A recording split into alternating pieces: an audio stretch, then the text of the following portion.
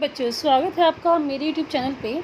आज हम शिक्षा निदेशालय द्वारा दी गई क्लास 7 की वर्कशीट नंबर 3 डिस्कस करेंगे। सब्जेक्ट है बच्चों आपकी इस वर्कशीट का सामाजिक विज्ञान और डेट है इस वर्कशीट की 23 जुलाई 2021। वर्कशीट को स्टार्ट करने से पहले आप सब बच्चे प्लीज़ मेरे चैनल ऋषभ कंप्यूटर क्लासेस को जरूर सब्सक्राइब कर दें, जिन बच्चों ने अभी तक चैनल को सब्सक्राइब नहीं किया हुआ है। तो देखते हैं बच्चों आज की वर्कशीट में हम पढ़ेंगे ग्लोब और मानचित्र के बारे में। तो स्टार्ट करते हैं इसमें। क्या आपने कभी सोचा है कि हमारी पृथ्वी कैसी है?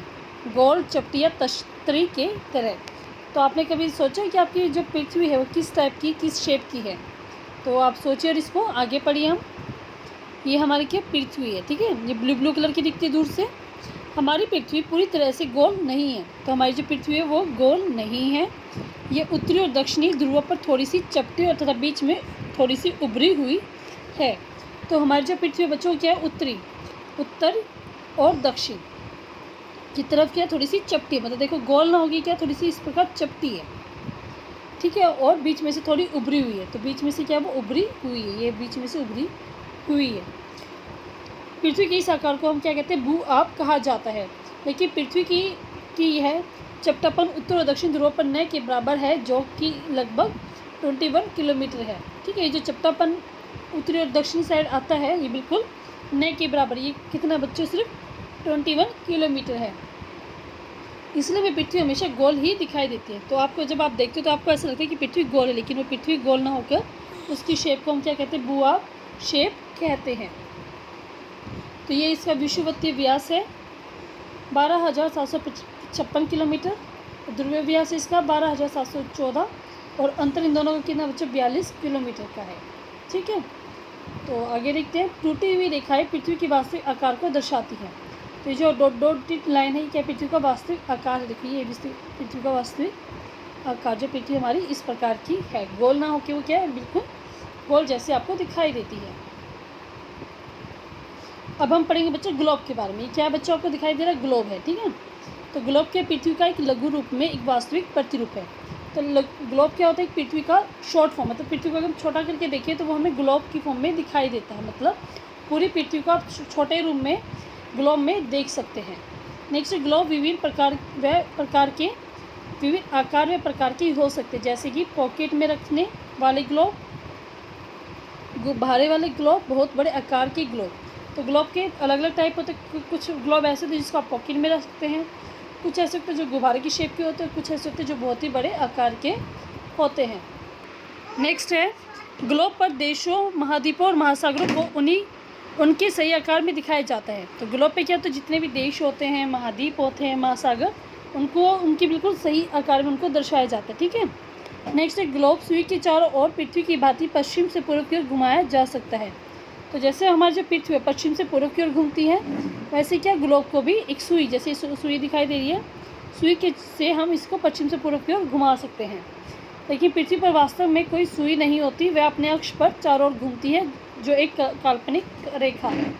तो पृथ्वी क्या है, उसके पास एक काल्पनिक रेखा होती है। मतलब वो उसके पास कोई एक्चुअल सुई नहीं होती, वो सिर्फ वैसे ही अपनी काल्पनिक रेखा से घूमती रहती है, ठीक है। तो गतिविधि 1 है, एक ग्लोब का ध्यानपूर्वक देखिए, उसमें आपको क्या क्या दिखाई देता है उन्हें लिखिए। तो आपको बताना कि आपको एक ग्लोब में क्या क्या दिखाई देता है। तो आप यहाँ पे लिखेंगे ग्लोब पर देशों, महाद्वीपों, महासागरों कौन किसी आकार में देखा जा सकता है। आप लिख देंगे देखा जा सकता है,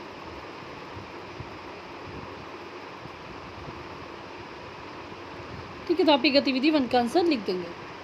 नेक्स्ट है, दिए गए संकेतों से विभिन्न प्रकार के पर पृथ्वी और ग्लोब में अंतर बताइए।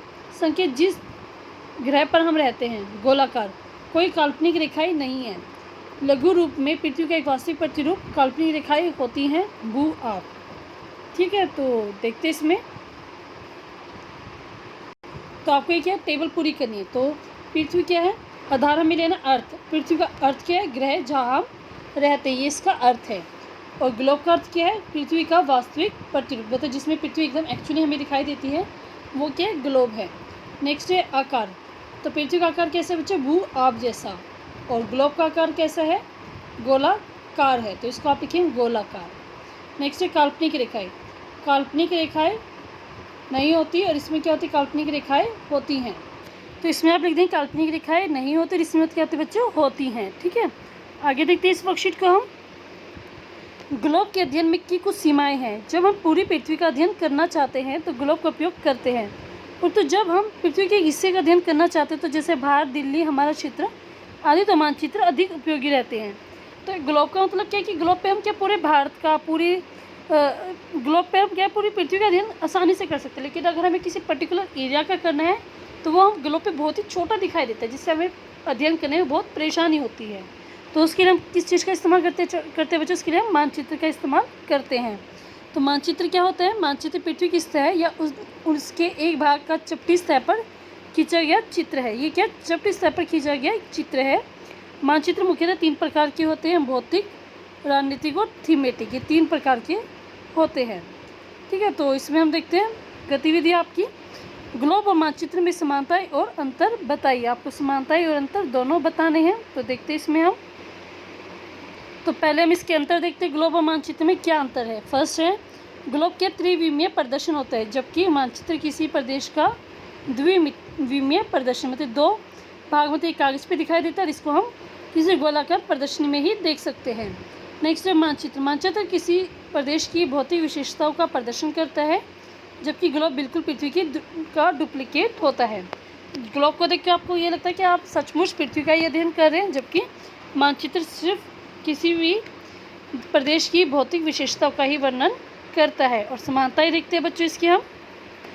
तो इसकी समानताएं आप लिखेंगे बच्चों, ग्लोब और मानचित्र में समानताएं, ये दूरियों, दिशाओं, क्षेत्रों आदि का वितरण करके हमें पूरी दुनिया का दृष्टिकोण प्रदान करते हैं। कि दोनों के दोनों क्या करते हैं, हमें पूरी दुनिया का दृष्टिकोण दिखाते हैं कि पूरी दुनिया आपको कैसे है, किस शेप में है, कहाँ पर है, ये हमें दोनों दिखाते हैं। ग्लोब और मानचित्र यह महाद्वीपों, महासागरों और देशों को उनका सटीक अवतार में दिखाते हैं। ठीक है, तो मतलब आपको सही दिखाते हैं कि कौन सा देश किसके राइट में है, कहाँ पर है, कितनी दूरी पर है, वो आपको इन दोनों से पता चल जाता है। तो ये इसकी समानताएं होती हैं बच्चों। वर्कशीट बच्चों आपकी कंप्लीट हो गई है। पूरी वीडियो आपकी कंप्लीट हो गई है। वर्कशीट आपको समझ में आई, अच्छी लगी है तो प्लीज़ आप मेरे चैनल को सब्सक्राइब कर दें। वीडियो अगर अच्छी लगी तो बच्चों लाइक करें, शेयर करें, कमेंट करके बताएं कि आपको वीडियो कैसी लगी। थैंक यू प्यारे बच्चों।